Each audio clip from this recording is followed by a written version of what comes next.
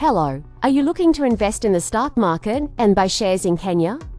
It's easier than you might think. In this video, we'll walk you through the basic steps of buying shares on the Nairobi Securities Exchange and SE.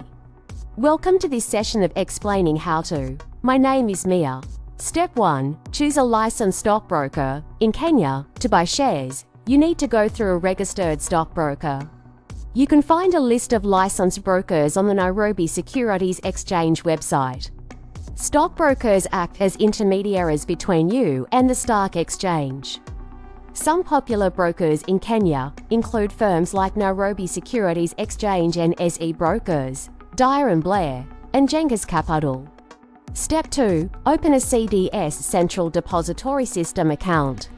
This account is where your shares will be held after you purchase them. Your stockbroker will help you open a CDS account, and you'll need to provide identification documents like your ID, passport, and KRA PIN. Step 3. Deposit funds into your stockbroker's account. You need to fund your account with the money you want to invest in shares. This can be done through a bank transfer or mobile money platforms like M-Pesa. Step 4. Choose the shares you want to buy. Your stockbroker can help you with this by providing a list of companies available for trading on the NSE. Look for companies that you believe in or that show strong financial performance. Step 5. Place your order. Once you've chosen your stocks, instruct your stockbroker to buy them for you.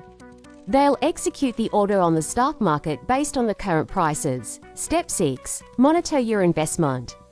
After buying shares, you can track their performance through the stockbroker's platform or app. Remember, stock prices can go up or down, so it's important to stay informed and consider holding your shares for the long term. And that's it. Buying shares in Kenya is a simple process when you follow these steps. Start small, do your research, and be patient as you build your investment portfolio. Thanks for watching. Until next time, have a good day and good luck with your investments.